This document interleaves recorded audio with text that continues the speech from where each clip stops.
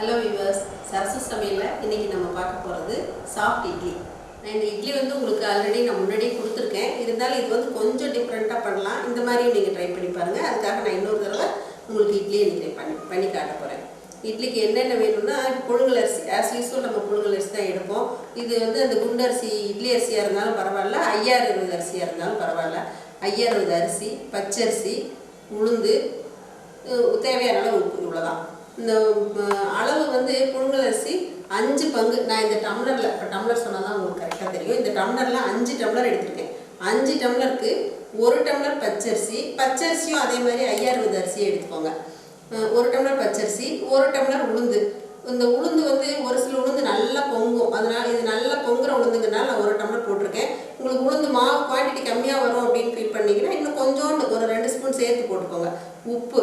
இதை நீங்கள் உளுந்த ஒரு 1/2 மணி நேரம் ஊற வச்சுட்டு உளுந்த கிரைண்டரில் போட்டுருங்க. ரொம்ப நேரம் நீங்கள் ஊற விட வேணாம். இல்லை 1 மணி நேரம் 2 மணி நேரம் ஊறினாலும் தப்பு இல்லை. 1/2 மணி நேரம் ஊற விட்டிங்கன்னாவே புளிக்காமல் மாவு நல்லாயிருக்கும்.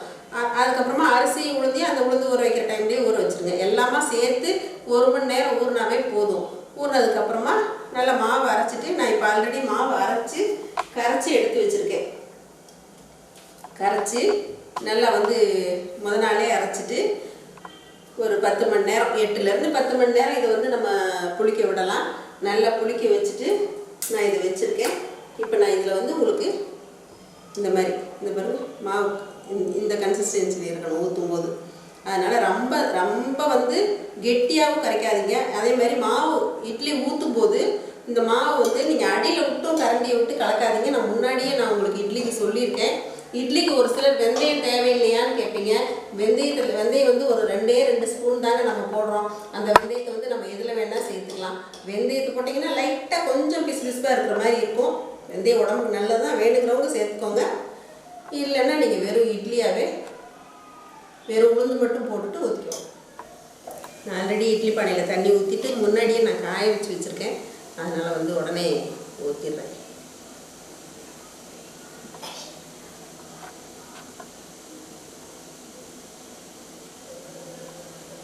மாவை நல்லா அடி வரைக்கும் விட்டு கலக்கிட்டிங்கன்னா அந்த இட்லி கொஞ்சம் ரஃப் ஆயிரும்.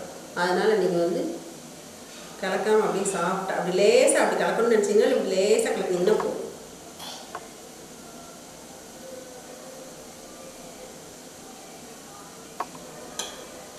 இந்தியன் ஃபுட் ஆர்கனைசிங்லேயே பார்த்தீங்கன்னா உங்களுக்கு இட்லி தான் ரொம்ப பெஸ்ட்டான ஃபுட்டுன்னு சொல்லியிருக்காங்க.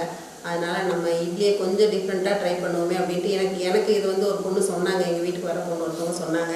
சரி இதை ட்ரை பண்ணி பார்ப்போமேன்ட்டு பண்ணி நல்லா வந்துச்சு. சரி இதை உங்களுக்கும் இதை செஞ்சு காட்டிடுவோம் அப்படின்ட்டு இன்றைக்கி ஊற்றிட்டேன். இட்லி வேகிறதுக்கு எப்படி குறைஞ்சது ஒரு 7 நிமிஷம் ஆகும். அது வரைக்கும் வெயிட் பண்ணுவோம். இட்லி நல்லா வந்துடுச்சு. 8 நிமிஷம் ஆயிடுச்சு. கையில் தொட்டு பார்த்தாலே தெரியும்.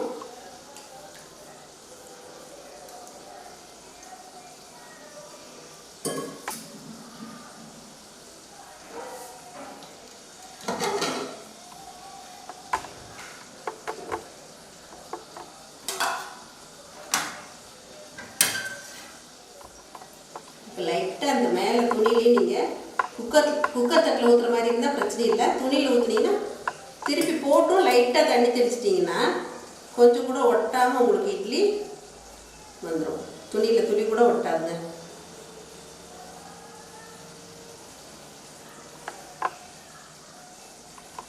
வச்சு இந்த பச்சரிசி போட்டு இட்லி பாருங்க நல்லா சாஃப்டாக வந்திருக்கு. நான் கூட பச்சரிசி போட்டதுனால இருங்களாக வரும்னு நான் நினச்சேன். ஆனால் எனக்கு ஹெல்ப் பண்ணுற பொண்ணு தான் சொன்னாங்க. அதை நான் உடனே ட்ரை பண்ணி பார்த்தேன். நல்லா சாஃப்டாக வந்திருக்கு. இதுக்கு சட்னி சாம்பார் மேட்ச் ஆகும். நீங்களும் ட்ரை பண்ணி பாருங்கள்.